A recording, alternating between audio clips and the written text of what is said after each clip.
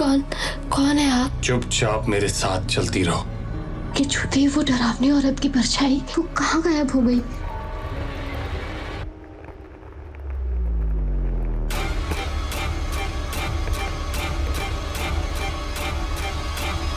पैदल चलते हुए वो दोनों हॉस्टल के गेट के पास पहुंचते हैं। अंदर जाओ और आगे से रात को बाहर मत निकलना। सुहानी उस लड़के का चेहरा देखना चाहती थी, इसीलिए बेल बजाने के बाद वो उस लड़के का चेहरा देखने के लिए झुकी ही थी कि तभी। कौन हो तुम? और इस वक्त यहाँ क्या कर रही हो? मैम वो जल्दी बोलो, हॉस्टल बंद करने का वक्त हो गया है। मैम मैं सुहानी शर्मा, मैंने सेंट थॉमस कॉलेज में एडमिशन लिया है और मेरे लिए यहाँ रूम भी बुक्ड है। इस वक्त यहाँ अकेले आ गई? नो मैम, मेरे साथ ये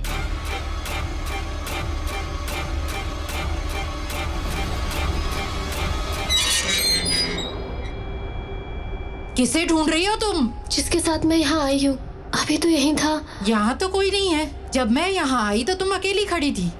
देखो काफी देर हो चुकी है, अंदर आ जाओ। और याद रहे, रात के 8 बजे के बाद हॉस्टल से बाहर जाना मना है। आओ मैं तुम्हें तुम्हारा कमरा दिखा दूं। कौन था वो लड़का? क्या कोई था जो छुपकर सुहानी के ऊपर अपनी नजर रख रहा था? हॉस्टल की वार्डन काफी स्ट्रिक्ट थी, उनसे हॉस्टल की सभी लड़कियां डरती थी।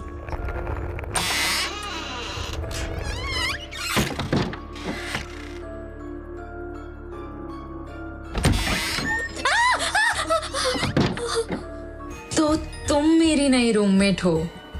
हाय, आई एम निशा। हाय, सुहानी शर्मा। तुम इस वक्त यहाँ आई हो और तुम किस रास्ते से आई हो? पुराने रोड से। और तुम अभी तक जिंदा हो? क्या बात है?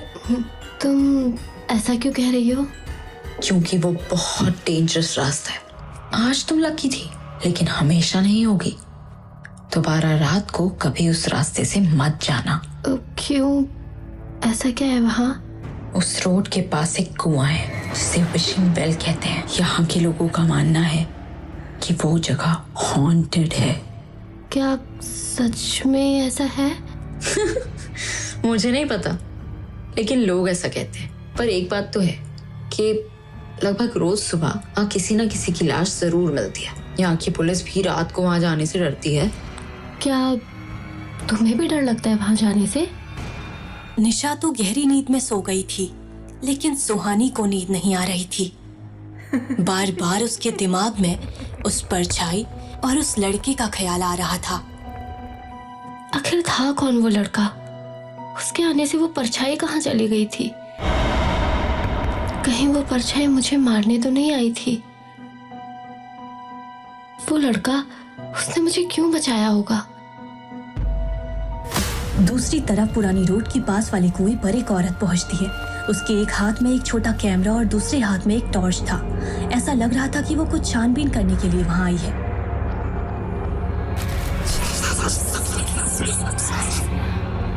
यहाँ तो कोई भी नहीं। बेकार में ही लोगों ने आत्मा की कहानी फैला रखी है और कोई इसका फायदा उठाकर यहाँ के लोगों को मार रहा है। पता नहीं क्या मिलता है लोगों को ऐसी झूठी खबर फैलाते हुए। ये कहानी झूठी नहीं है।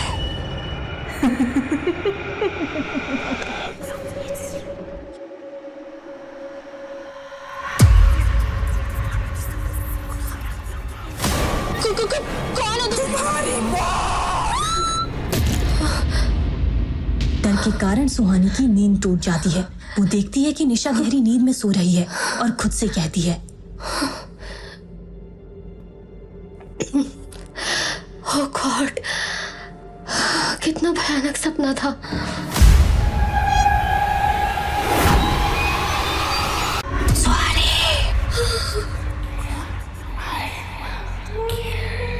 ये आवाज, क्या हो रहा है मेरे साथ? शायद मेरा वहम था। जब सुहानी देखती है कि वो अपने बेड पर ही है, फिर से सो जाती है। अगले दिन सुहानी और निशा तैयार होकर एक साथ ही कॉलेज के लिए निकलते हैं। तभी रिसेप्शन के पास से गुजरते हुए सुहानी और निशा को कुछ सुनाई देता है। मर्डर? हाँ, कल पुराने रोड पर एक और मर्डर हुआ, ठीक उसी विशिंग वेल के सामने। और आज सुबह वहाँ पे उसी लड़की की लाश मिली है। ये मैं क्या सोच रही हूँ? ये इत्तेफाक भी तो हो सकता है। शायद इसी वजह से मुझे वो सपना आया हो। और वैसे भी निशा ने तो कहा था कि विशिंग वेल के आसपास अक्सर ये लोगों की लाशें मिलती हैं। क्या हुआ? सुना तूने? इधर आ। बाय द वे, आज वहाँ किसकी लाश मिली? ये लाश किसी जर्नलिस्ट की। वो कल रात को इन्वेस्टिगेशन के लिए पुराने रोड पर गई थी ना। सपने में वो लड़की एक जर्नलिस्ट ही लग रही थी। नहीं, ये सब मेरा वहम है। क्या हो रहा है यहाँ? चलो, कॉलेज का वक्त हो रहा है।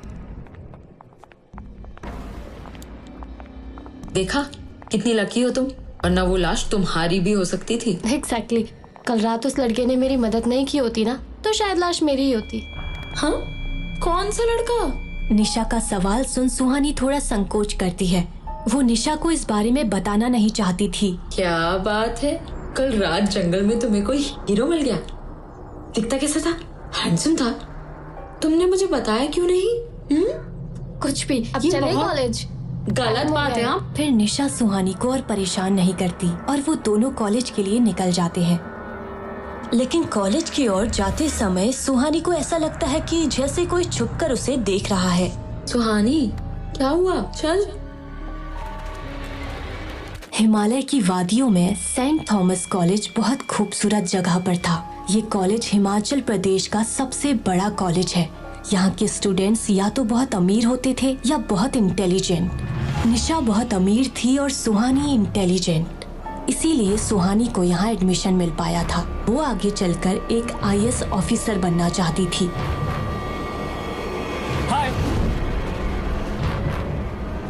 हाय ब्यूटीफुल। विवेक, कहाँ थे तुम? कब से तुम्हारा वेट कर रही हूँ। तुम्हें पता है उस विशिंग वेल के पास कल रात फिर से मौत हो गई किसी की। तो हॉस्टल में बहुत सारी गॉसिप्स चल रही थी तो लेट हो गया। निशा और विवेक आपस में बातें करने लगते हैं। विवेक से बात करने के चक्कर में निशा सुहानी के बारे में तो भूल ही गई थी। सुहानी वहीं खामोशी से खड़ी थी।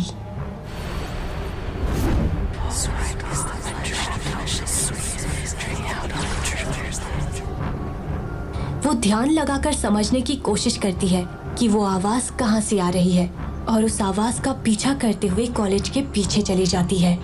सुहानी निशा और विवेक से काफी दूर कॉलेज के पीछे आ जाती है। वो जगह बिल्कुल सुनसान थी, वहाँ कोई भी स्टूडेंट नहीं था। सुहानी के ठीक सामने एक बड़ा सा बरगद का पेड़ था। उस पेड़ के इर्द गिर्द लाल धागे बंधे हुए थे, जिसे सुहानी बड़े गौर से देख रही थी। सुहानी को ऐसा लग रहा था जैसे वो आवाज इस पेड़ से ही आ रही है। बरगद के पेड़ के पास पहुंचते ही उस पेड़ का वातावरण पूरी तरह से बदल जाता है।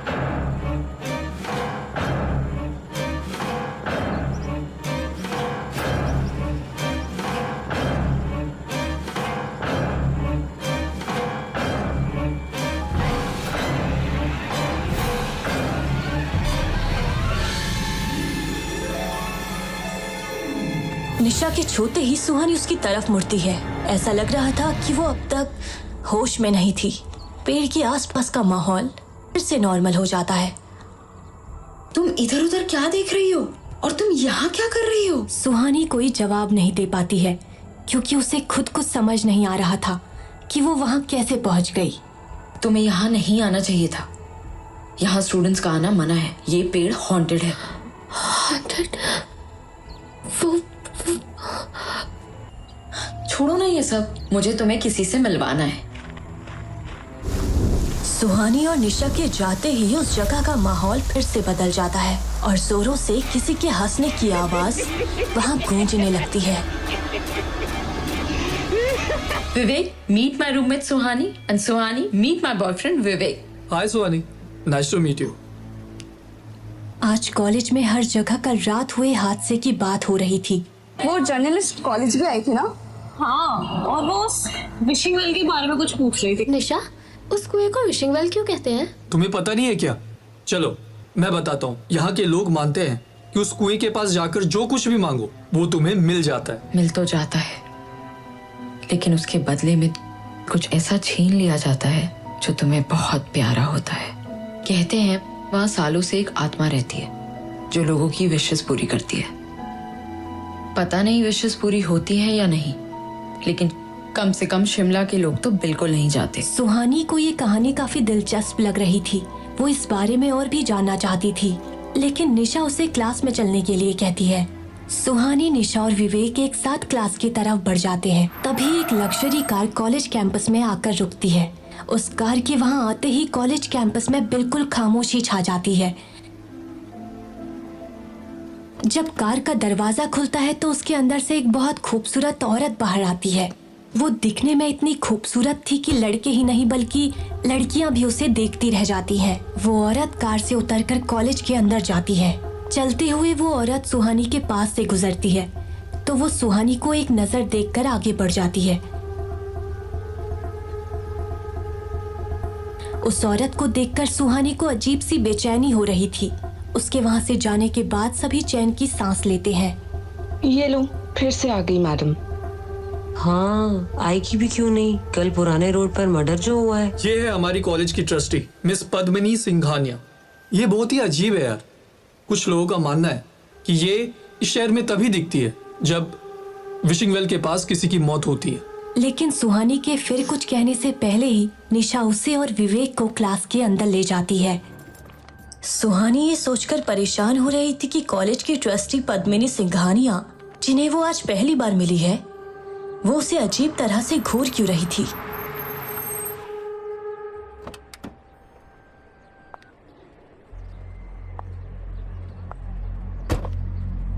बेवजह अनजानी चीजों को नहीं छेड़ना चाहिए। कभी कभी इसकी बहुत बड़ी कीमत चुकानी पड़ती है।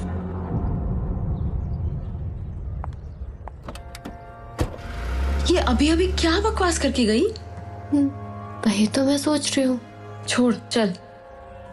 रात के 3 बजे थे। शहर में हर तरफ खामोशी थी। उसी बीच पुरानी रोड में एक लड़का बड़ी तेजी से चल रहा था और ये वही लड़का था जिसने सुहानी को साई से बचाया था।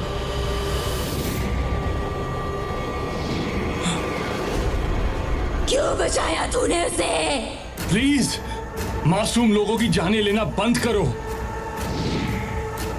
तुम अच्छी तरह से जानते हो अब ये मौतें कभी नहीं रुकेंगी।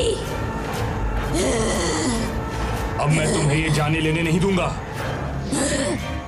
तुमने पहले भी कोशिश की थी, लेकिन होता वही है जो मैं चाहती हूँ। कौन है वो लड़की जिसे बचाने के लिए तू मेरे खिलाफ चला गया था? युवराज साई के गुस्से से वाकिफ था, इसलिए वो चुपचाप वहां से जाने के लिए मुड़ा। तुम कितनी भी कोशिश कर लो, अब वो मेरी नजर में आ चुकी है। कब तक बचाओगे उसे?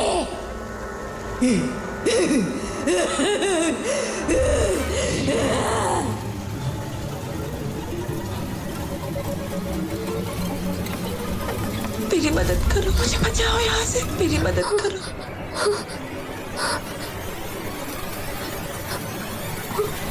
ये आवाज, क्या मैं फिर से सपना देख रही थी?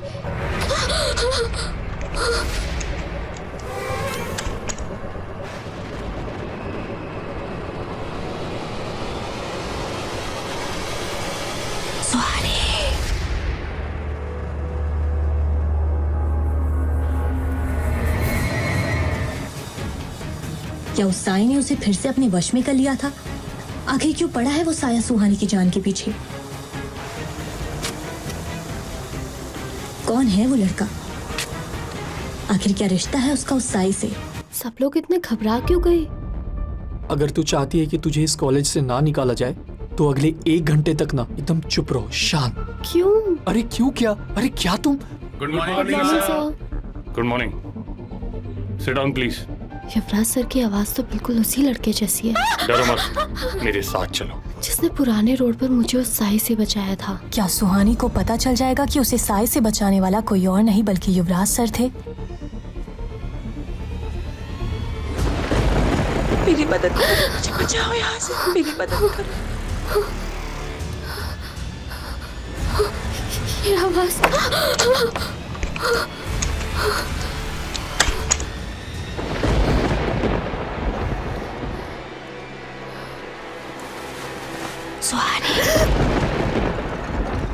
वो आवाज सुनकर सुहानी वहीं फ्रीज हो जाती है। अगले ही पल वो आवाज दरवाजे की तरफ से आती है तो सुहानी दरवाजे की तरफ मुड़ती और आगे बढ़ने लगती है।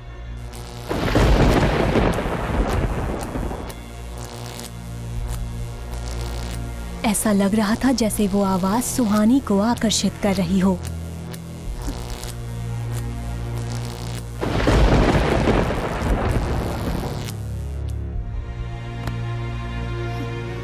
किसी के छूते ही सुहानी होश में आ जाती है और हैरानी से अपने आसपास देखने लगती है। उसे समझ नहीं आ रहा था कि वो यहाँ कैसे आ गई। इतनी रात को कहाँ जा रही थी? मैम वो तुम लड़कियों को समझ नहीं आता क्या? मैं कहीं नहीं जा रही थी, वो एक आवाज आई और सुहानी की ऐसी हालत देखकर वार्डन के चेहरे के भाव बदल जाते हैं। पता नहीं मेरे साथ क्या हो रहा है। ठीक है, तुम जाओ अपने कमरे में जाकर सो जाओ।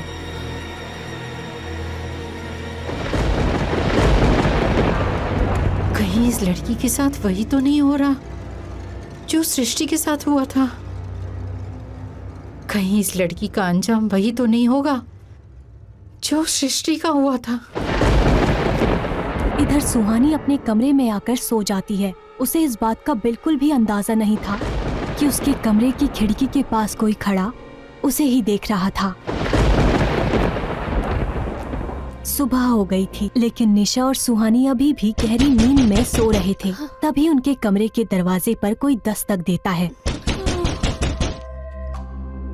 और वो उठकर दरवाजा खोलती है। सुहानी, तुमसे कोई मिलने आया है। मुझसे? आओ। वो सोच में पड़ जाती है क्योंकि उसके पहचान का कोई भी इंसान शिमला में नहीं रहता था, तो उससे मिलने कौन आ सकता था? चलो, सोच क्या रही हो? सुहानी भी वार्डन के पीछे पीछे हॉस्टल के गार्डन की तरफ बढ़ने लगती है। वहाँ पुलिस आई हुई थी। पुलिस को देखकर सुहानी चौंक जाती है। सुहानी शर्मा आपका नाम है? Yes sir. कल रात पुराने रोड के पास हमें एक लाश मिली थी और क्राइम लोकेशन के पास हमें ये आईडी कार्ड मिला है। चेक कीजिए, आप ही का है ना? अगर ये आपका है तो वहां पहुंचा कैसे? एक बात बताइए, परसों रात आप कहाँ थी? इंस्पेक्टर की आंखों में सुहानी के लिए शक था, लेकिन वो खुद को संभालते हुए कहती है, परसों रात में उस पुराने रोड से आई थी, शायद तभी आईडी कार्ड वहाँ गिर गया होगा। लेकिन परसों रात में 9:30 बजे हॉस्टल में ही थी। आप चाहे तो मेरी वार्डन मैम से पूछ लीजिए। जी सर, परसों रात 9:30 बजे से ये हॉस्टल में ही थी। परसों रात जब आप आ रही थी तो रास्ते में कुछ अजीब सा नोटिस किया?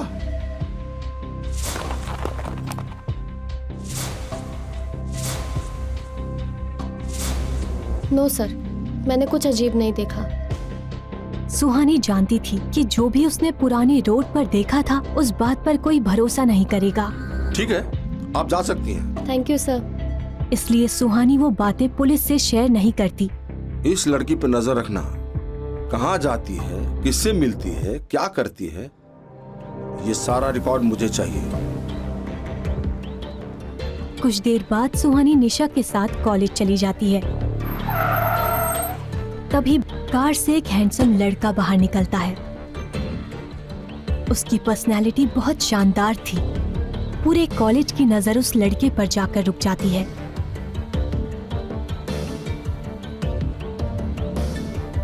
सुहानी, निशा और विवेक भी उसे ही देख रहे थे, लेकिन वो लड़का बिना किसी पर ध्यान दिए सीधे कॉलेज के अंदर चला जाता है।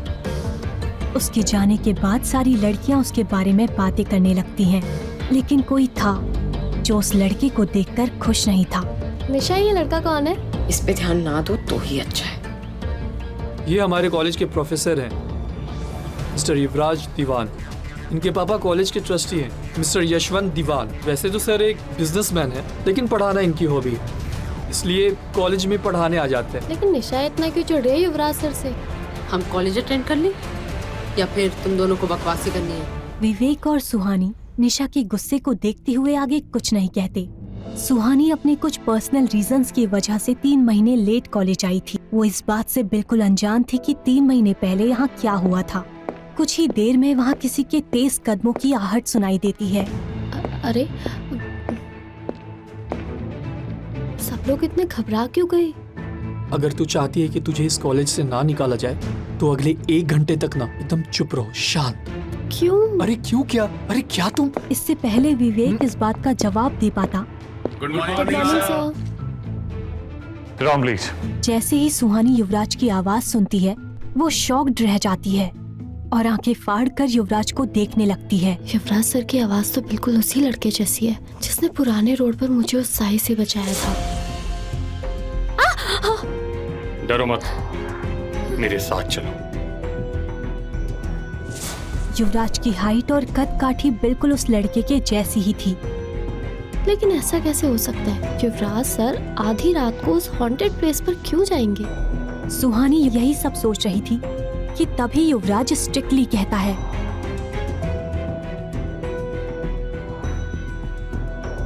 ये क्लास पढ़ाई करने के लिए है। जिसको अपने ख्यालों में खोना है वो क्लास से बाहर जा सकता है। सुहानी इतनी तेज आवाज सुनकर अपने ख्यालों से बाहर आती है। उसे ये समझने में देर नहीं लगती कि युवराज ने ये सब उसके लिए ही कहा था। सुहानी युवराज से नजर हटाकर अपनी किताबों पर ध्यान देने लगती है। युवराज क्लास में एक लेक्चर दे रहा था और सुहानी उसे एकटक देख रही थी। युवराज ये बात अच्छे से नोटिस कर रहा था लेकिन वो रिएक्ट नहीं कर रहा था। तभी सुहानी को फिर से वही आवाज सुनाई देती है, मेरी मदद करो, मुझे बचाओ यहाँ से, मेरी मदद करो। जैसे ही सुहानी वो आवाज सुनती है युवराज अचानक से खामोश हो जाता है। कुछ देर बाद युवराज को याद आता है कि वो क्लास में है और वो बिना कुछ कहे बीच में ही क्लास छोड़कर चला जाता है। वो आवाज आते ही युवराज सर खामोश क्यों हो गए थे?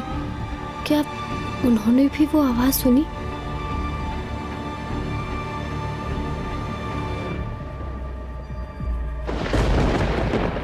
क्या हुआ निशा, तेरा सुबह से इतना मूड ऑफ क्यों है? कोई बात है तो तू मुझे बता सकती है। वो युवराज दीवान, जब भी उसे देखती हूँ ना मेरा खून खौल उठता है। चला क्यों नहीं जाता वो कॉलेज से? यार ये युवराज सर की स्टोरी क्या है और तू उनसे इतना गुस्सा क्यों रहती है? सुहानी, तुमसे पहले मेरे रूम में एक लड़की रहती थी जिसका नाम सृष्टि था और वो मर चुकी है। और उसकी मौत का जिम्मेदार और कोई नहीं बल्कि वो युवराज दीवान है। युवराज सर?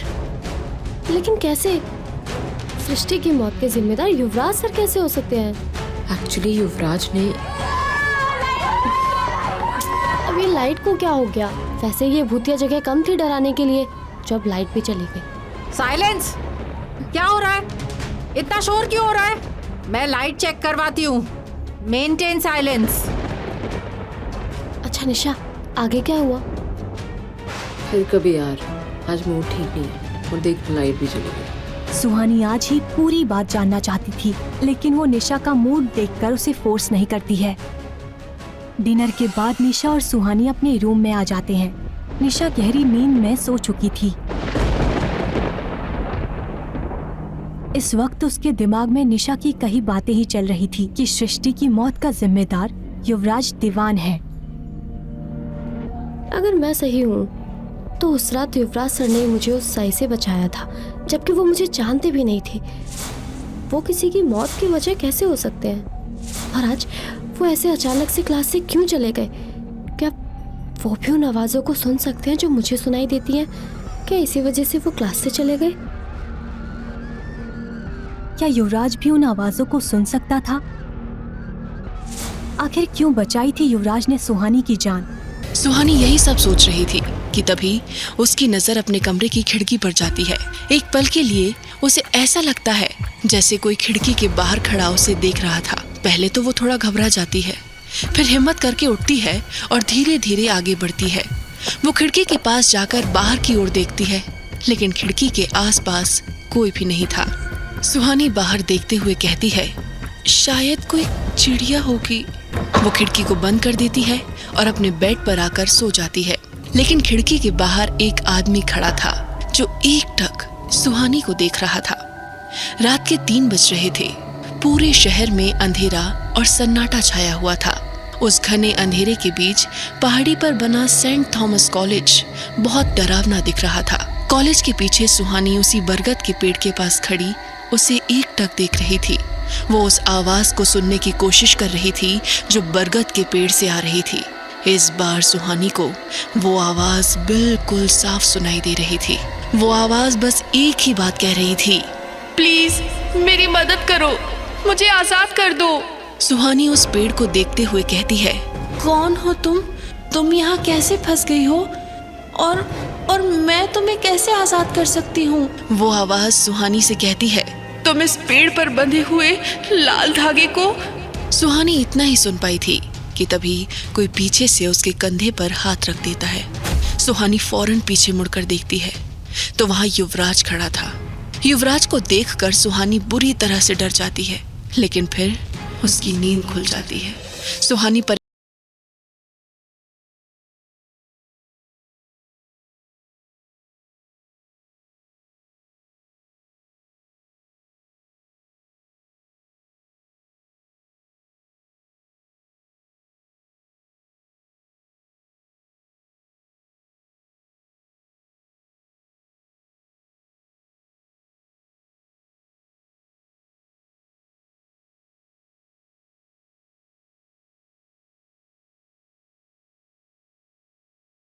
सुहानी कहती है, यहाँ तो किसी का भी आना अलाउड नहीं है, फिर ये कौन है? सुहानी धीरे धीरे कदमों से उस लड़के के ठीक पीछे आ जाती है। उस लड़के को इस बात का एहसास नहीं था कि कोई उसके पीछे खड़ा है। वो बस उस पेड़ को ही देख रहा था।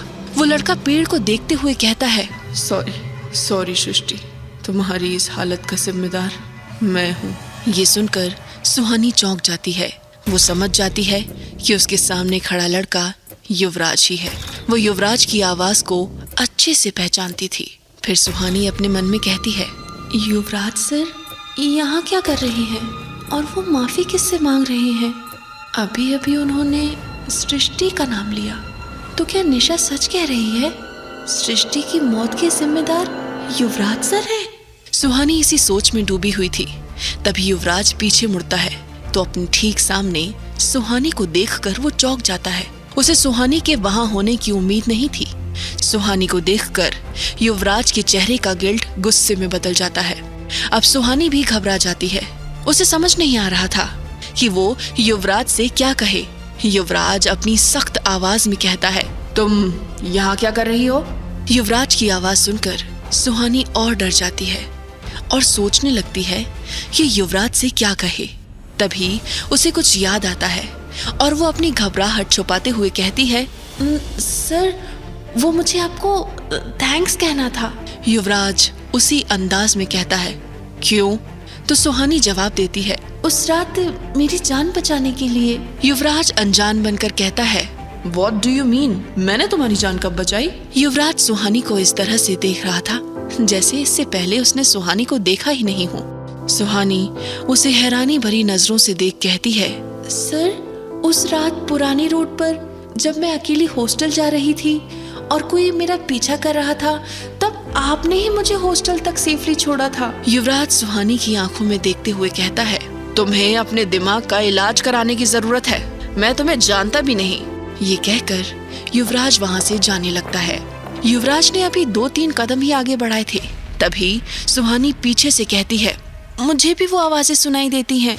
ये सुनकर युवराज के कदम रुक जाते हैं और उसकी आंखें गहरी हो जाती हैं। वो बिना पीछे मुड़े ही कड़क लहजे में कहता है, कैसी आवाजें? तो सुहानी हिम्मत जुटाते हुए कहती है, इस पेड़ से आने वाली आवाजें जो एक लड़की की हैं। सुहानी के ऐसा कहते ही युवराज के चेहरे के एक्सप्रेशन बदल जाते हैं। उसे काफी हैरानी होती है, लेकिन वो अपनी हैरानी जाहिर नहीं होने देता। वो फिर सुहानी की तरफ मुड़ता है और उसके सामने जाकर खड़ा हो जाता है और कहता है, और क्या कहती हैं वो आवाजें? तो सुहानी जवाब देती है, वो मदद मांगती हैं। युवराज चेहरे पर बिना किसी एक्सप्रेशन के साथ सुहानी के करीब जाने लगता है। ये देख सुहानी को अब युवराज से डर लग रहा था। युवराज अपना चेहरा सुहानी के पास ले जाकर उसकी आंखों में देखते हुए कहता है, अब मुझे यकीन हो गया है, तुम्हें इलाज की सख्त जरूरत है। तुम्हारा दिमाग सच में खराब हो चुका है। ये कहकर युवराज वहां से चला जाता है और सुहानी वहीं खड़ी रह जाती है। युवराज जानता था कि सुहानी सच कह रही है, लेकिन वो सुहानी के सामने ये एक्सेप्ट नहीं करना चाहता था कि उसे भी वो आवाजें सुनाई देती थी और सुहानी को उस रात बचाने वाला भी युवराज ही था। सुहानी से बात करने के बाद युवराज काफी परेशान हो जाता है। एक बहुत बड़ी वजह थी कि युवराज खुद को हमेशा दूसरों से दूर रखता था और कभी किसी से भी अटैच नहीं होता था। वो वजह क्या थी, ये केवल युवराज ही जानता था। लेकिन सुहानी भी कहाँ पीछे रहने वाली थी, उसे तो सच का पता लगाना ही था। उस दिन क्लास खत्म होने के बाद सुहानी जब क्लास से बाहर निकलती है तो कॉलेज कैंपस में निशा की बॉयफ्रेंड विवेक को देखती है। सुहानी विवेक के पास जाकर कहती है, हाय विवेक। विवेक भी एक स्माइल के साथ कहता है, ओह हाय सुहानी। तो सुहानी कहती है, मुझे तुमसे कुछ पूछना है। विवेक उसे छेड़ते हुए कहता है, अच्छा तो तुम अपने काम से आई हो। विवेक की बात सुनकर सुहानी थोड़ा एम्बैरेस होकर चुप हो जाती है। सुहानी को ऐसा देखकर विवेक हंसते हुए कहता है, अरे मैं तो बस मजाक कर रहा था। पूछो पूछो, तुम क्या पूछना चाहती हो? तो सुहानी थोड़ा हिचकिचाहट के साथ कहती है, ये युवराज सर और सृष्टि की क्या स्टोरी है? ये सुनते ही विवेक सुहानी को चिढ़ाते हुए कहता है, क्या बात है, कोई युवराज सर में इंटरेस्टेड है? विवेक के ऐसा कहने पर सुहानी घूर कर उसे देखती है तो सुहानी के एक्सप्रेशन देखकर विवेक सुहानी को शांत कराते हुए कहता है, अरे गुस्सा मत हो, मैं तुम्हें बताता हूँ। विवेक आगे कहता है, बात आज से 3 महीने पहले की है। 3 महीने पहले मैं और निशा ने इस कॉलेज में एडमिशन लिया था। तब सृष्टि 2nd ईयर में थी। सृष्टि निशा की रूममेट थी। हॉस्टल का जो बेड है ना, जो अभी तुम्हारा है, वो पहले सृष्टि का था। हमें कॉलेज आते ही पता चल गया था कि सृष्टि युवराज सर से पागलों की तरह प्यार करती है, लेकिन युवराज सर को सृष्टि में कोई इंटरेस्ट नहीं था। सृष्टि तरह तरह से युवराज सर के करीब जाने की कोशिश करती रहती थी, लेकिन युवराज सर उससे दूर ही रहते थे। पता नहीं क्यों, लेकिन धीरे धीरे सृष्टि अपनी मेंटल स्टेबिलिटी खोने लगी थी। एक रात हमारी फ्रेशर्स पार्टी थी। उस रात सृष्टि ने सबके सामने युवराज सर को प्रपोज कर दिया। युवराज सर उसकी इस हरकत से काफी गुस्सा हो गए थे। उन्होंने सृष्टि को सबके सामने बहुत बुरी तरह से डांट दिया और खुद से दूर रहने की वार्निंग भी दी थी। शायद इसी इंसिडेंट से सृष्टि काफी परेशान हो गई थी। फिर पता नहीं क्या हुआ, एक सुबह हमें उसकी डेड बॉडी उस बरगद के पेड़ पर लटकी हुई मिली। सृष्टि ने सुसाइड कर लिया था। सृष्टि निशा की रूममेट थी और उससे काफी अटैच थी। निशा पर इस हादसे का काफी बुरा असर पड़ा था, इसीलिए वो युवराज से नाराज रहती है। सुहानी गौर से विवेक की बातें सुन रही थी। फिर वो एक गहरी सांस लेकर कहती है, तुम्हें क्या लगता है इस एक्सीडेंट में युवराज सर की गलती थी? विवेक कुछ सोचते हुए कहता है, निशा से कहना मत, लेकिन मुझे इसमें युवराज सर की कोई गलती नहीं लगती। हाँ, उन्हें उस रात सृष्टि को इतनी बुरी तरह से नहीं डांटना चाहिए था, लेकिन उस लड़की ने युवराज सर को बहुत परेशान कर दिया था। आफ्टर ऑल युवराज सर कॉलेज के प्रोफेसर हैं, उनकी भी कोई रेपुटेशन है जो सृष्टि की वजह से खराब हो रही थी। विवेक की सारी बातें सुनकर सुहानी कुछ सोचते हुए कहती है, सुहानी के चेहरे के एक्सप्रेशन देखकर विवेक कहता है, लेकिन तुम्हारे लिए मेरे पास एक एडवाइस है। सुहानी क्यूरियस होकर कहती है, कैसी एडवाइस? विवेक हल्की मुस्कुराहट के साथ सुहानी को छेड़ते हुए कहता है, आई नो युवराज सर काफी स्मार्ट और गुड लुकिंग हैं, लेकिन तुम उनके चक्कर में मत पड़ना, वहाँ तुम्हारी दाल नहीं गलने वाली है। विवेक की ये बात सुनकर सुहानी के चेहरे पर एक स्माइल आ जाती है और फिर वो दोनों हंसने लगते हैं। इस बीच निशा वहाँ आ जाती है और दोनों को हंसते हुए देखकर कहती है, ये क्या हो रहा है मेरे पीठ पीछे? विवेक फौरन कहता है, अरे कुछ नहीं, मैं बस सुहानी को एक जोक सुना रहा था। सुहानी समझ जाती है कि विवेक उन दोनों के बीच हुई बातों को निशा को नहीं बताना चाहता। इसके बाद तीनों मस्ती मजाक करते हुए क्लास में चले जाते हैं। विवेक की बातों को सुहानी ने टाल तो दिया था, लेकिन उसे अनजाने में ही युवराज में काफी दिलचस्पी होने लगी थी। ना चाहते हुए भी हर वक्त सुहानी के दिमाग में युवराज का ही ख्याल रहता था। ऐसे ही 1 महीना बीत गया। अब सुहानी युवराज को कुछ बेहतर जानने लगी थी, लेकिन युवराज था जो किसी भी लड़की को बिल्कुल भाव नहीं देता था। सुहानी को भी नहीं।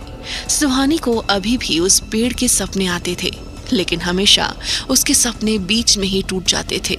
रात में सुहानी गहरी नींद में सो रही थी। आज भी वो वही सपना देख रही थी। सुहानी सपने में देखती है कि वो उस पेड़ के सामने खड़ी है और हमेशा की तरह उस पेड़ से लड़के की आवाज सुहानी को सुनाई दे रही थी। सुहानी अपने सपने में उस पेड़ के सामने खड़े होकर कहती है, सृष्टि, क्या ये तुम हो? उस पेड़ से आवाज आती है, हाँ, मैं सृष्टि हूँ। तो सुहानी कहती है, तुम्हारी ये हालत कैसे हुई? सुहानी को जवाब मिलता है, मेरी ये हालत उस साय ने की है। सुहानी चौंक जाती है और उस पेड़ की तरफ देखते हुए कहती है, किस साय ने? उस पेड़ से फिर से आवाज आती है, उस विशिंग वेल वाले साय ने, जो पुराने रोड के पास लोगों का शिकार करता है। सुहानी हैरानी से कहती है, तो क्या वो कहानी सच है? तुम्हारी मौत की वजह वो साया है? उस पेड़ से आवाज आती है, हाँ। सुहानी फिर कहती है, लेकिन मैं तुम्हारी कैसे मदद कर सकती हूँ? उस पेड़ से जवाब आता है, मुझे तंत्र विद्या से यहाँ बांध दिया गया है, जिस वजह से मुझे मुक्ति नहीं मिल पा रही है। इस पेड़ पर जो लाल रंग का धागा बंधा है, उसे तुम्हें कल रात 12 बजे खोलना होगा। ऐसा करते ही मैं मुक्त हो जाऊंगी, पर ध्यान रखना, वो साया तुम्हें ऐसा करने से रोकने की कोशिश करेगा। सुहानी बौखलाहट के साथ कहती है, लेकिन उस साय ने तुम्हें बांध कर क्यों रखा है? इससे पहले सुहानी इस सवाल का जवाब जान पाती, उसकी नींद खुल जाती है और नींद खुलने पर सुहानी खुद को अपने हॉस्टल के बेड पर लेटी हुई पाती है। वो एक लंबी सांस लेती है और अपने बेड पर बैठ जाती है। वो अपना सर पकड़कर कहती है, फिर से वही सपना? सुहानी कुछ सोचते हुए आगे कहती है, क्या ये सिर्फ एक सपना था या फिर सच में सृष्टि मुझसे कुछ कहना चाहती है? नहीं, ऐसा कैसे हो सकता है? वो बस एक सपना ही था।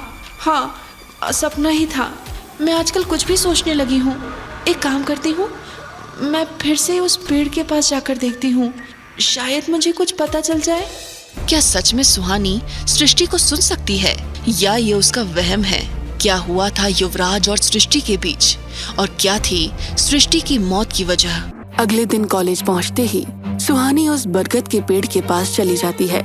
युवराज आज भी वहीं खड़े होकर उस पेड़ की तरफ ही देख रहा था। सुहानी को समझ नहीं आ रहा था कि युवराज उस पेड़ के पास क्यों आता है। सुहानी युवराज के पास आकर कहती है, गुड मॉर्निंग सर। सुहानी को वहां देखकर युवराज की आंखें सिकुड़ जाती हैं और वो गुस्से में सुहानी से कहता है, तुम यहाँ क्या कर रही हो? क्या तुम्हें नहीं पता कि स्टूडेंट्स का यहाँ आना मना है? युवराज का गुस्सा देखकर सुहानी नर्वस हो जाती है, पर वो हिम्मत करके युवराज से कहती है, युवराज सर, आप मान क्यों नहीं लेते कि आप भी वो आवाजें सुन सकते हैं?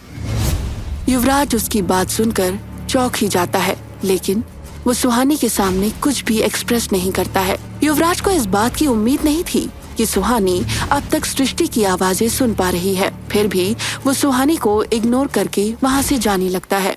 युवराज कुछ ही कदम आगे बढ़ पाया था, तभी सुहानी ऊंची आवाज में कहती है, मुझे पता है कि सृष्टि को आजाद कैसे किया जा सकता है। ये सुनते ही युवराज का एक कदम हवा में ही रुक जाता है। फिर युवराज पीछे मुड़कर तेजी से सुहानी की तरफ बढ़ता है और वो सुहानी के चेहरे के बिल्कुल पास आकर और उसकी आंखों में देखते हुए कहता है, क्या जानती हो तुम इस बारे में? युवराज का ऐसा रिएक्शन देखकर सुहानी डर जाती है और उसके मुंह से एक शब्द भी नहीं निकलता है। युवराज सुहानी की बाहों को जोर से पकड़ लेता है और अपने दांत पीसते हुए कहता है, मैं कुछ पूछ रहा हूँ, क्या जानती हो इस बारे में?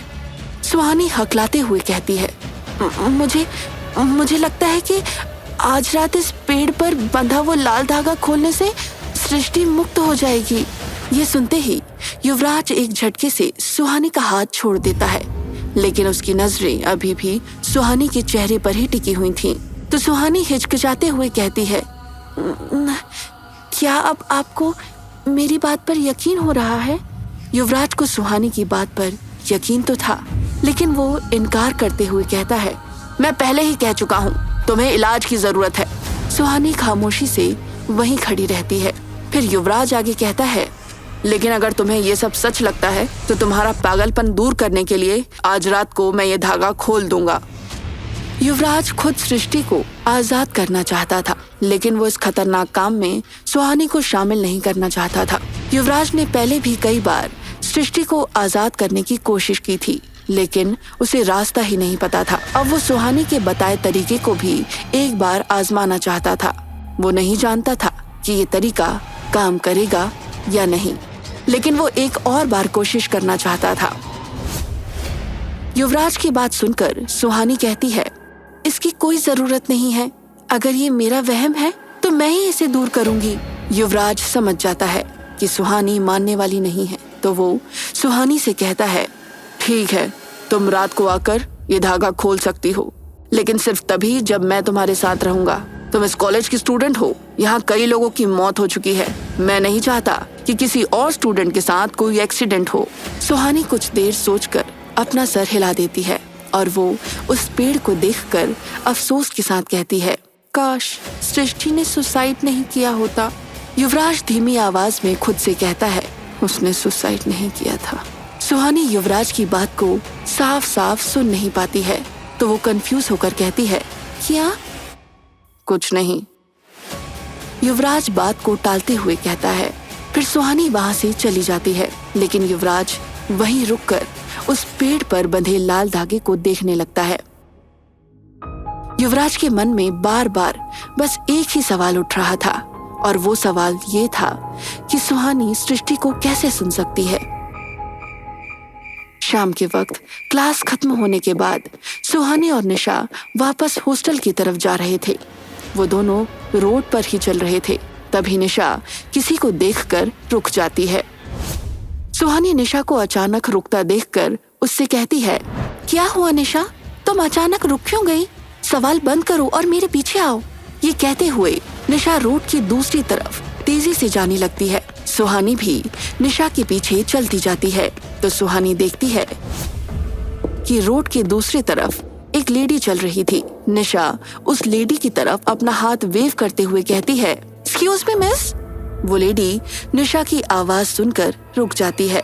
वो लगभग 40 साल की औरत थी। उनके शॉर्ट हेयर थे और उन्होंने ब्लू जीन्स और व्हाइट टॉप पहना हुआ था। उनके गले में एक आईडी कार्ड और हाथ में एक कैमरा था। देखने में वो कोई जर्नलिस्ट लग रही थी। उनके आईडी कार्ड पर उनका नाम सीमा था। निशा उनके पास जाकर कहती है, मैम, आप वही जर्नलिस्ट है ना जो सृष्टि के सुसाइड केस को कवर करने हमारे कॉलेज आई थी? वो आप ही की दोस्त थी ना जिनका पुराने रोड के पास मर्डर हुआ था? वो लेडी निशा को अजीब सी नजरों से देखने लगती है। उस लेडी का रिएक्शन देखकर निशा कहती है, ओह सॉरी, मेरा नाम निशा है और ये मेरी फ्रेंड सुहानी। हम दोनों सेंट जोसेफ कॉलेज के स्टूडेंट्स हैं। ये सुनने के बाद भी वो लेडी कुछ रिएक्ट नहीं करती है। उसे देखकर ऐसा लग रहा था जैसे वो निशा से बात नहीं करना चाहती थी। वो बार बार परेशान होकर अपने दाएं बाएं देख रही थी। शायद वो ऑटो या टैक्सी का वेट कर रही थी। उस लेडी का निशा को इग्नोर करना निशा को बिल्कुल अच्छा नहीं लगा। सुहानी भी उस लेडी का ऐसा रिस्पॉन्स देख रही थी, तो सुहानी निशा के हाथ को पकड़कर अपनी तरफ खींचते हुए कहती है, निशा, ये तू क्या कर रही है? तुझे दिखाई नहीं दे रहा क्या कि ये तुझसे बात नहीं करना चाहती? निशा चिढ़ते हुए कहती है, तू बस देखती जा। ये क्या, इसके पप्पा भी मुझसे बात करेंगे? निशा फिर से उसी लेडी के पास जाकर कहती है, मैम, मुझे आपसे सृष्टि सुसाइड केस के बारे में बात करनी है। निशा के ऐसा कहते ही वो लेडी पैदल ही आगे बढ़ने लगती है। ऐसा लग रहा था जैसे वो बस निशा से दूर जाना चाहती हो। वो लेडी बड़ी तेजी से आगे बढ़ रही थी और निशा उसे आवाज लगाते हुए उसके पीछे पीछे जा रही थी। सुहानी भी निशा के पीछे चल रही थी। निशा उस लेडी के सामने आकर उसका रास्ता रोक लेती है और कहती है, मैम, सृष्टि मेरी रूममेट थी और मुझे उसके बारे में आपसे बात करनी है। इस केस की इन्वेस्टिगेशन में मैं आपकी मदद कर सकती हूँ। निशा की बात सुनकर वो लेडी रुक जाती है और कड़ी आवाज में कहती है, तुम मेरी क्या मदद कर सकती हो? निशा उस जर्नलिस्ट से सृष्टि की मौत के बारे में इंफॉर्मेशन चाहती थी। इसके लिए निशा को उसे कॉन्फिडेंस में लेना था। निशा सोच ही रही थी कि वो क्या कहे, तभी उसकी नजर सुहानी पर पड़ती है और उसे एक आइडिया आता है। तो निशा कहती है, जिस रात आपकी फ्रेंड मैरी का मर्डर हुआ था ना, उस रात पुराने रोड से गुजरने वाली आखिरी इंसान सुहानी ही थी और सुहानी ने वहाँ कुछ अजीब देखा था। ये सुनते ही सुहानी और सीमा दोनों की आंखें हैरानी से बड़ी हो जाती हैं। सुहानी निशा को देखकर मन में सोचती है, क्या ये पागल हो गई है, कुछ भी बोल रही है। तो सीमा सुहानी के पास जाकर कहती है, क्या सच में तुम मैरी के मर्डर के बारे में कुछ जानती हो? इससे पहले सुहानी कुछ कहती, निशा सीमा से कहती है, मैम हम आपको सब कुछ बताएंगे, लेकिन पहले आपको हमें बताना होगा कि सृष्टि के सुसाइड के लिए कौन रिस्पॉन्सिबल है। निशा का सवाल सुनकर सीमा कहती है, सृष्टि ने सुसाइड नहीं किया था, उसका मर्डर हुआ था। सीमा का जवाब सुनकर सुहानी और निशा दंग रह जाते हैं और वो हैरानी से सीमा को देखते रहते हैं। सीमा आगे कहती है, सृष्टि की बॉडी पर जो इंजरीज मिली थी उसे साफ पता चलता है कि उसे जबरदस्ती फांसी पर लटकाया गया था। ये बात सुनकर सुहानी झट से कहती है, तो ये बात बाहर क्यों नहीं आई? सीमा उसे जवाब देते हुए कहती है, क्योंकि शिमला के काफी पावरफुल लोग इस केस को दबाना चाहते थे। सीमा निशा और सुहानी के सभी सवालों का सही जवाब दे रही थी, क्योंकि उसे उम्मीद थी कि सुहानी उसे उसके दोस्त के मर्डर के बारे में कुछ इन्फॉर्मेशन देने वाली है। सीमा की बात सुनकर निशा बौखलाहट के साथ कहती है, वो कौन लोग हैं जो इस केस को दबाना चाहते हैं? तो सीमा कहती है, मिस पद। वो इतना ही कह पाई थी, तभी उसके गले में तेज दर्द होता है और वो अपना गला पकड़ लेती है।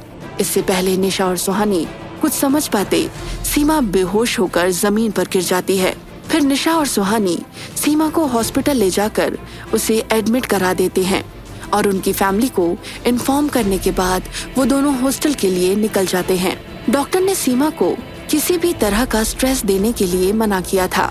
इस वजह से निशा और सुहानी उससे आगे कोई सवाल नहीं करते। रात के 9 बज रहे थे। निशा और सुहानी रोड पर चल रही थीं। चारों तरफ अंधेरा और सन्नाटा था। दोनों अपने अपने मोबाइल की फ्लैशलाइट की मदद से रास्ते को देख पा रहे थे। तभी सुहानी को अचानक से उसी भारीपन का एहसास होता है जैसा उसे उस रात पुराने रोड पर हुआ था। इस एहसास से ही सुहानी को डर लगने लगता है। वो घबराते हुए निशा से कहती है, निशा तुझे कुछ महसूस हो रहा है क्या? तो निशा जवाब देती है, हाँ यार, ठंड बहुत लग रही है और भूख तो उससे भी ज्यादा लग रही है। निशा का जवाब सुनकर सुहानी चिढ़कर कहती है, अरे वो नहीं इडियट, तुम्हें किसी के आसपास होने का एहसास नहीं हो रहा क्या? ये लो, मैडम को यहाँ भी भूत दिखने लगे। निशा ने सुहानी का मजाक उड़ाते हुए कहा। फिर निशा आगे कहती है, मैं क्या सोच रही हूँ, आज ही आत्मा दिख ही जाए, हम उसका ऑटोग्राफ लेकर पूरे शहर में उसकी कॉपी बेचेंगे। तुम्हें पता है इससे हम कितने अमीर। निशा इतना ही कह पाई थी कि तभी एक काला साया वहां आता है और तेजी से उन दोनों के बीच से निकल जाता है। उस साए के बीच से गुजरते ही निशा और सुहानी वहीं जमीन पर गिर जाते हैं। सुहानी जमीन पर गिरे हुए ही अपने आसपास देखने की कोशिश कर रही थी।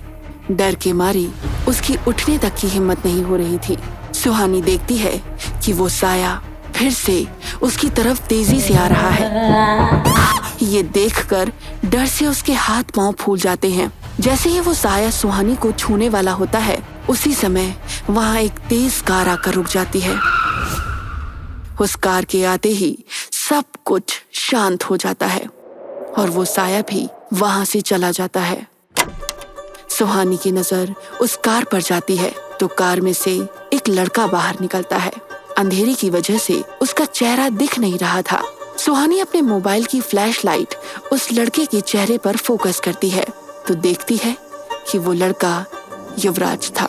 युवराज सुहानी के पास आकर उसकी तरफ अपना हाथ बढ़ाता है, लेकिन सुहानी अभी भी जमीन पर बैठे हुए युवराज को डर और हैरानी से देख रही थी। जब सुहानी युवराज की तरफ अपना हाथ नहीं बढ़ाती तो युवराज उससे कहता है, उठोगी या सारी रात यहीं पड़े रहना है? युवराज की आवाज सुनकर सुहानी होश में आती है और वो युवराज का हाथ थाम लेती है और युवराज सुहानी की उठने में मदद करता है।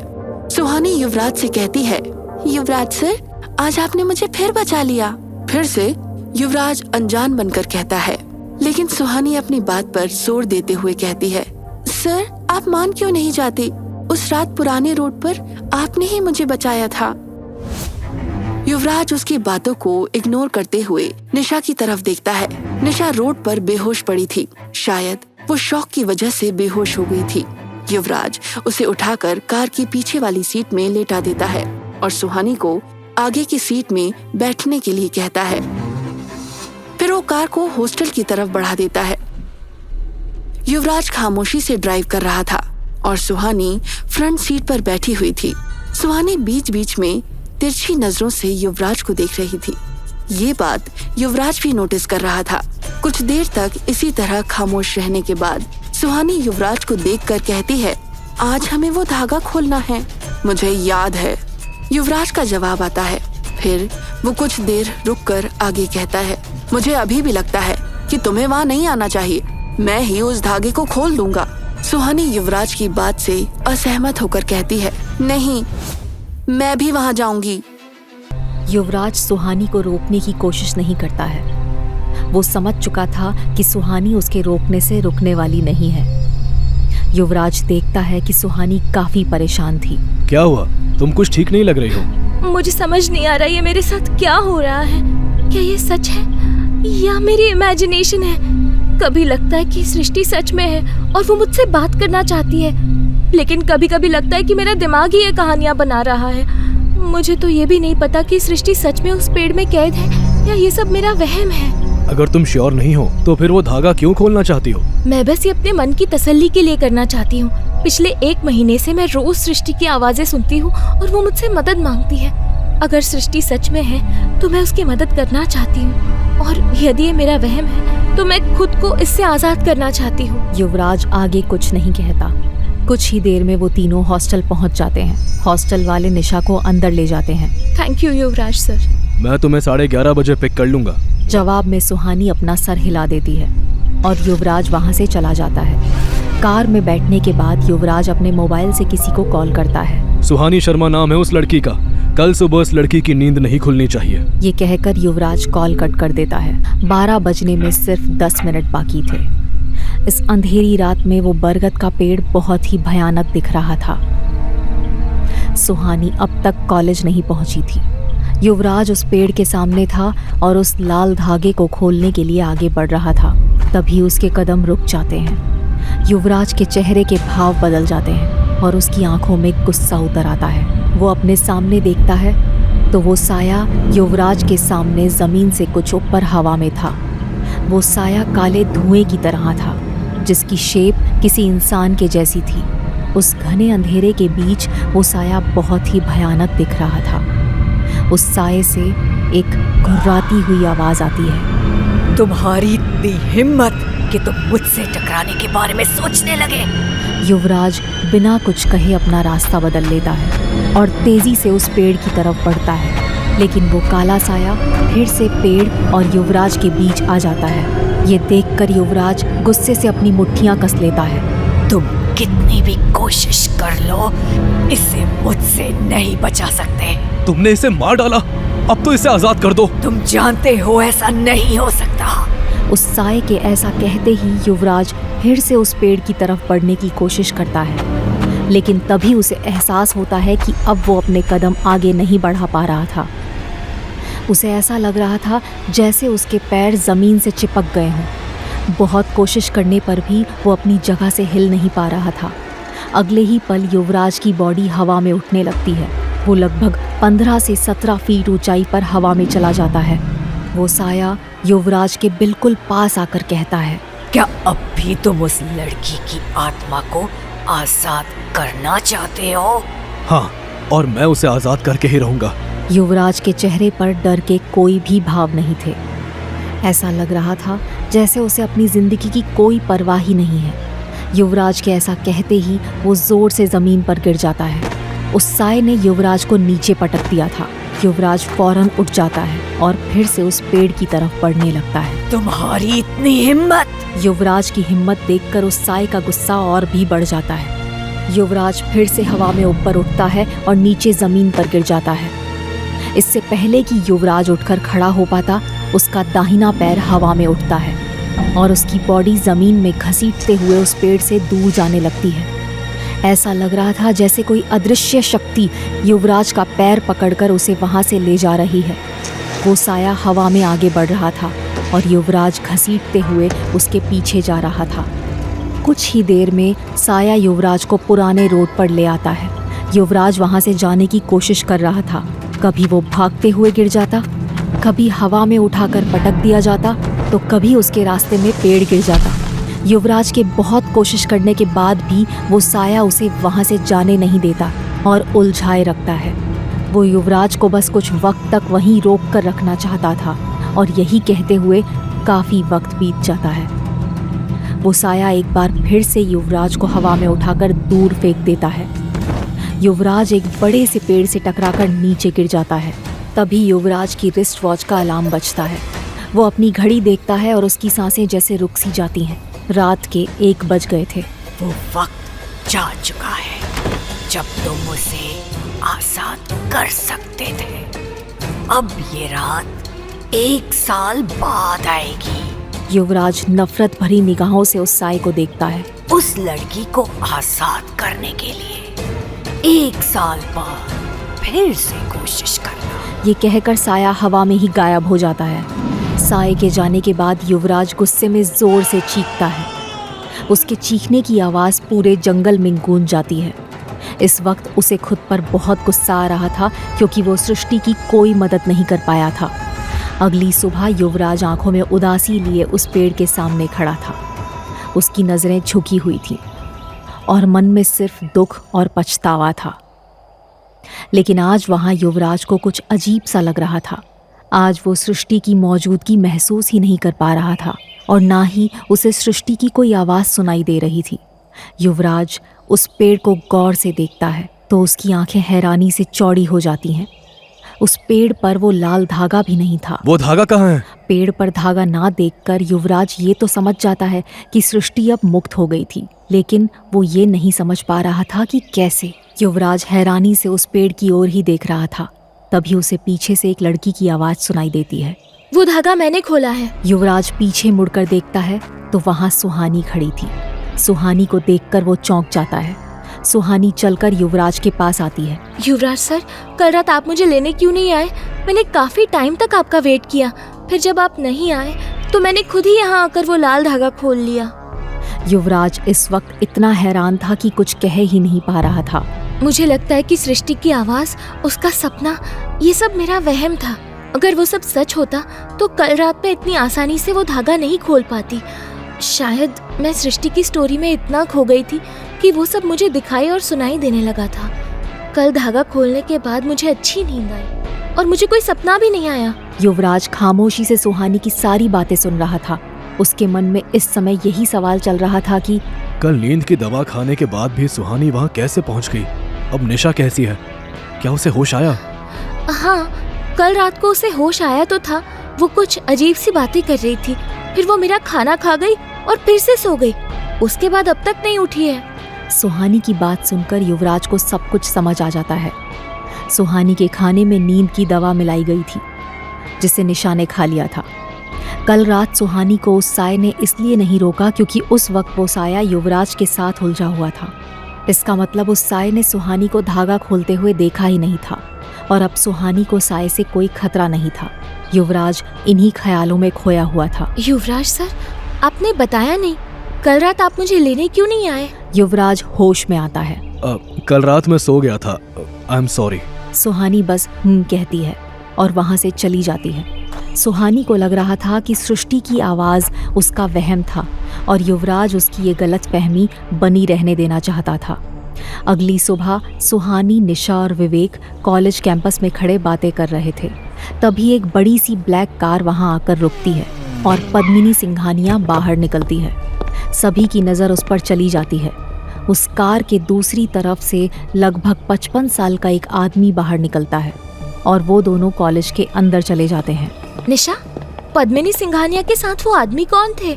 वो युवराज दीवान के डैड मिस्टर यशवंत दीवान हैं। वो और पद्मिनी हमारे कॉलेज के ओनर हैं। कुछ लोग तो ये भी कहते हैं कि मिस्टर यशवंत दीवान और पद्मिनी का अफेयर चल रहा है। सुहानी बस हैरानी से निशा की बातें सुन रही थी। तुम्हें पता है यशवंत दीवान के बारे में एक बहुत फेमस स्टोरी है। कैसी स्टोरी? यहाँ के लोग कहते हैं कि कुछ सालों पहले यशवंत दीवान बहुत गरीब हुआ करते थे। उन्हें विशिंग वेल से ये सब मिला है। क्या सच में? यहाँ के लोग तो यही कहते हैं। और युवराज सर की मम्मी? मेंटल कंडीशन ठीक नहीं है, उनका ट्रीटमेंट चल रहा है। ये बातें चल ही रही थीं, तभी एक स्टूडेंट भागते हुए कॉलेज कैंपस में आता है और बाकी स्टूडेंट से कहता है, अरे पता है, कल रात पुराने रोड पर रोशन का मर्डर हो गया है। उस स्टूडेंट की बात सुनकर वहां खड़े सभी लोग शॉक्ड रह जाते हैं। निशा, सुहानी और विवेक भी उस स्टूडेंट की बात सुनकर हैरानी से एक दूसरे को देखने लगते हैं। कल फिर पुरानी रोड पर मर्डर हुआ है और आज फिर पद्मिनी सिंघानिया कॉलेज आई है। तो क्या सच में इन मौतों और पद्मिनी सिंघानिया के बीच कोई कनेक्शन है? वो तीनों आंखें फाड़कर एक दूसरे को देखने लगते हैं। कुछ देर बाद निशा, विवेक और सुहानी कॉलेज कैंटीन में बैठे थे। उनके सामने प्लेट में चीज सैंडविच रखा हुआ था, जो निशा का फेवरेट था, लेकिन किसी से कुछ भी खाया नहीं जा रहा था। तीनों खामोशी से बैठकर कुछ सोच रहे थे। आज पूरे कॉलेज का माहौल कुछ ऐसा ही था। रोशन कॉलेज का 10वां स्टूडेंट था जिसकी मौत उस विशिंग वेल के पास हुई थी। उन तीनों के बीच की खामोशी को तोड़ते हुए विवेक कहता है, यार अब तो मुझे भी लगने लगा है कि पद्मिनी मैम का इन मर्डर से कुछ कनेक्शन है। सुहानी अपने ही ख्यालों में खोई हुई थी। किसके ख्यालों में खोई हो? युवराज सर के? विवेक की बात सुनकर निशा चौंक जाती है। सुहानी तो उस आदमी के ख्यालों में क्यों खोई हुई है? निशा का सवाल सुनकर सुहानी हड़बड़ा जाती है और विवेक को भी एहसास होता है कि उसे निशा के सामने ऐसा नहीं कहना चाहिए था। निशा, तुम्हें याद है जर्नलिस्ट सीमा जी ने हमसे क्या कहा था? सुहानी की बात पर निशा अपना सिर खुजलाते हुए अपने दिमाग पर जोर देती है। हाँ, याद आया। उन्होंने कहा था कि शिमला के कुछ बड़े लोग हैं जो सृष्टि मर्डर केस को दबाना चाहते हैं। क्या सृष्टि का मर्डर हुआ था? ये सुनते ही सुहानी और निशा उसे धीरे बोलने के लिए इशारा करती हैं, तो विवेक चुप हो जाता है। सीमा जी जब उन लोगों का नाम बता रही थी तो उन्होंने एक वर्ड कहा था और तभी उनकी तबीयत खराब हो गई थी। तुम्हें याद है उन्होंने क्या कहा था? सुहानी का सवाल सुनकर निशा फिर से अपने दिमाग पर जोर देती है। ओह शिट, कहीं वो पद्मिनी सिंघानिया तो नहीं कहना चाह रही थी? हो सकता है। तो तुम ये कहना चाहती हो कि सृष्टि सुसाइड केस को पद्मिनी सिंघानिया दबाना चाहती थी? लेकिन क्यों? क्या सुहानी फिर से किसी मुसीबत में पड़ जाएगी? क्या सच में वो पद्मिनी सिंघानिया ही थी? और क्या विशिंग वेल के पास हो रही मौतों का पद्मिनी से कोई ताल्लुक था? आगे की कहानी जानने के लिए देखें अगला एपिसोड सिर्फ पॉकेट FM के YouTube चैनल पर, और साया अ कर्स्ड लव स्टोरी के सारे एपिसोड्स को सुनने के लिए डिस्क्रिप्शन में दी लिंक से डाउनलोड करें पॉकेट FM ऐप।